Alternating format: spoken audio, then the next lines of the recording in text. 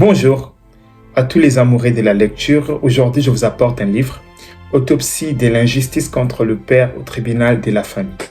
Dans ces livres, on nous explique l'expérience de mariage et l'expérience des couples en Europe, en Afrique et partout dans le monde. Ce livre est écrit par un Congolais, détenteur d'un doctorat en philosophie.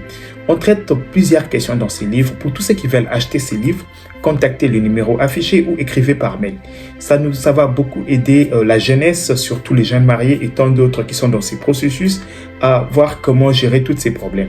Bonjour, bonsoir, bandeko bisika sobo kolanda biso et sengweza. Vraiment, makasi ya muna ke ba Congolais bozali ebele ya kolanda biso ya opesa biso confiance na bisika nyonso na tangu nyonso. Merci beaucoup. Nzambe ya bokasi bonso apambola pe abenisa bino po boko sale ko mona na biso abatu. Merci pe na ba Congolais nyonso apesi biso confiance na plan ya marketing bandeko to lancer campagne na biso o nyonso za na publicité ko lekisa na chaîne na biso o nyonso za na communication ya kosala. Contactez biso na numéro na biso tokotala ndenge nini tokoki kosala na ba plateforme na biso nyonso tokolekisa ba promotion na bino ezali le bienvenu. Merci mingi bandeko ba Congolais, merci pe na ba nyonso ba kosambela pona biso matin midi soir ba kolakisa biso bolingo, c'est vraiment la meilleure chose à faire pour na biso bandeko.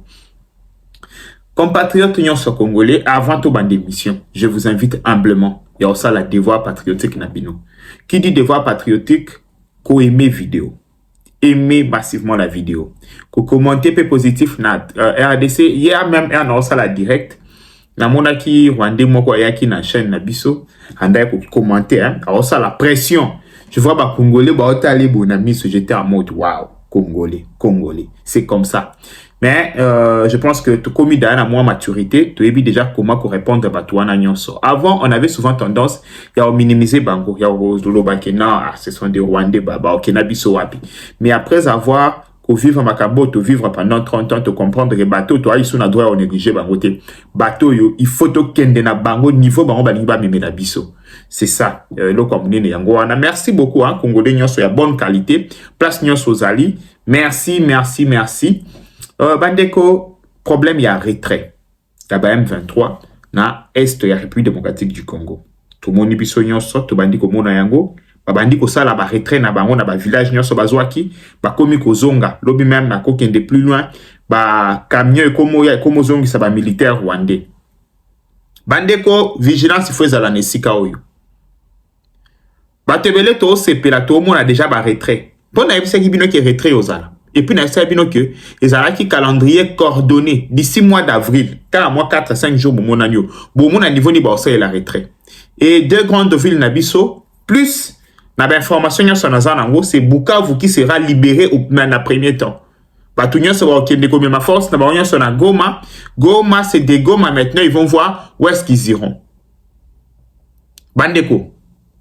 Naza si nandenge bakor et salami, il faut bazon sa bango ti vers Bunagana, à partir à Bunagana, tocha bakor nyon son place tout le monde a cantonnement na bango, nandenge ma mien c'est aussi là. Bandeko, ici et Sili. Dans le bien. Il y a des gens qui vivent dans la chimère, mais évitez ce pour comprendre. Discours moi pour échanger. Il y a pas donc en fait il y a pas longtemps, c'était toye comme Kinshasa to bengana Tshisekedi. Mais on remarque que même bateau comme que après 2028, je sais qu'il doit partir. Je ne sais pas si vous comprenez, niveau de discours échangé. Les Arabes qui est, tout comme Kinshasa, tout bengana Tshisekedi. Mais comme 2028, Tshisekedi doit partir. Bandeko, on s'est battu. Bisso, tout ça libitumba. Sur les réseaux, partout. Autre royaume au côté ça on s'est battu. Mais il y a une personne. Oh, il faut te rendre hommage. Ouais, tenir bateau au tête malgré pression na biso en tant que population. Malgré ba vie partagée na biso. Mais moi na mobali wana tenir tête na ba Rwandais. Félix Antoine Tshisekedi. Bandeko, na 2025, janvier 2025, to l'amour qui Goma Ekwei. Non. Pression à bon nom na mon angote. Félix Antoine Tshisekedi a qui pression mon corps. Na mo ko on est ma mwana ya sweleki. Na fandi na biso na place à Tshisekedi ngana craquer. Oui. Na ngana craquer na ngana sala irréparable. Nangana commettre l'irréparable, bon nimelanga. Parce que nakanda wana, nangana zota bombi nyonso toza, nango loko nyonso naza, nango na kebeta ba obri. Mais moi na mobali wana afandi kimia, a gérer problème oyo, te, oyo kaka mental d'acier. Félix Antoine Tshisekedi a un mental d'acier. Bon nimelanga. Pour pression, Félix Antoine Tshisekedi Tshilombo azwaki. Tango gomekui. Bandeko. Ça aurait été une autre personne. Héros dato sombre. Makena bino kimia. Abimia ebisi bino. Boza calme. Bandeko lelo banani ba grand perdant. Ndeko. Lelo banani ba grand perdant. Na makamboyo. Boye bisanga. Bato balobaki ba yo fêter le 23 ba yo fêter pardon, le 23 mars na Kinshasa ba yeto ba été. Lelo to komi na 23 mars. Tu as le 23 mars à 2025, dans le 23 mars à 2026. Bah, Monique baza coincé, bah, elibino soudanisation. Bah, Monique baza coincé, bah, elibino division. Bah, comme il menacé, bah, comme il brandir menace à division. Ceux qui vont signer, bah, accord, t'es au diviser. Boya au diviser. Boya au diviser. Boya au diviser. Bandeko, il faut qu'on rende hommage à cet homme. Dans le lobby, hein, il faut qu'on rende hommage à cet homme, Félix Antoine Tshisekedi Tshilombo. Gestion na bitumba oyo. Même le Rwandais va comprendre que tu as une stratégie. Mais cette fois-ci, tu as un bon stratège. À contenir menace sur le plan militaire, le temps à recruter, le temps à former, le temps à s'équiper, à attaquer sur le plan diplomatique, à déployer batuna salon diplomatique nyonso ya mukili. Président rwandais, mutu moko talingi ko fréquenter lisusu. Mutu moko talingi makambo Rwanda à s'associer de près ou de loin. Batu bakomi ko banga, balobi te bango balingi kimiate. Lobi massa de boulot sa lobi, ba ko regretter comportement ya gangsterisme ya ba rwandais. Bandeko, na bisi bino que depuis na botama et ça la première fois na mona batu bazanga honneur.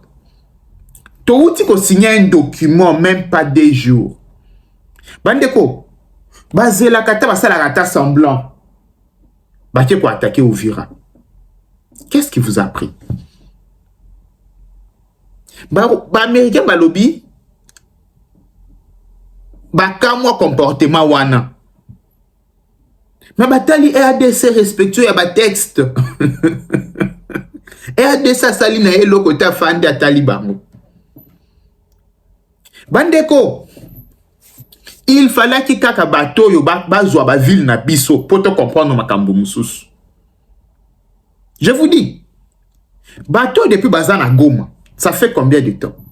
Bako bimisela bino projet moko ya munene déjà basali na Goma na Bukavu pendant une année. Balobite depuis to komi na Goma na Bukavu projet ya ngoyo. Bako yebisa bino que na Goma na Bukavu bataki eza isusu mais bino batu bobanda ko sala attaque. Exactement parce que bino boyaka iso sala attaque te. Na yebite ça vous comprendre. Ya loko amuyibi ayaka uyiba yo. Un jour akomo fanda na ndako wana azo yebisa oke moni na ndako bayiba alisu te. Oh, ba yondo zaki muyibiti. Bandeko lelo na Goma boyebisa nga na Bukavu. Projet ni na Malonga. Oh, ils a sur place. Au mona angote. Bandeko ngai ba série ba ubwenge, ba Rwandais, ba yibi goudron ya Uvira. Je me disais ah peut-être ils se disent que tobaki ne retonga tanzela mo na Bukavu to na Goma. Eh? Na mo na goudron changer direction zo ke de soki giseni. Na lobby. Why? Na tuni ubwenge why? Why you do this? Mbandeko, na mo na goudron échanger nzela elongwe Uvira ezokende giseni. Oh, mais biso tokanisi le kwa ba ubwenge ba kozwa goudron na Uvira ba kende kotonga ta na Bukavu. Faut bacha ba beta mwanda mbuya ba nzela ya giseni. Ba kangela biso giseni, ba lobake giseni za propre. Tala mentalité ya batu. Bato bonde bwana posa ba ya Kinshasa. Bato bonde. N'habite la mentalité, yo mota la mentalité à Batou. Lobby, j'étais sur les réseaux à Seki, il y a un ami. Ah, tu sais quoi, tu vois, par rapport à Kinshasa, tu as vidéo. À toute une question. Alobi, imaginez hein, que bah ubwenge bazala na boulevard, il y a 4 bandes d'aller, 4 bandes de retour. Il y a niveau oyo.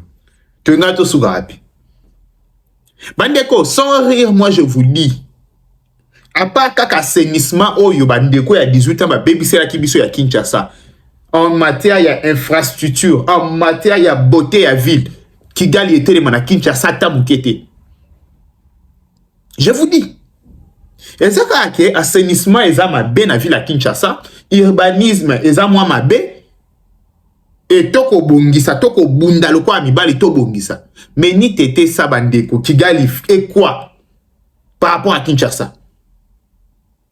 Par rapport à ville, il y a beauté à ville. Il y a infrastructure. Kigali les anini. Dites-moi, Kigali les anini. Non, mon amour. Kigali, yo. Bande ko biso to bon sa Kinshasa. Croyez-moi.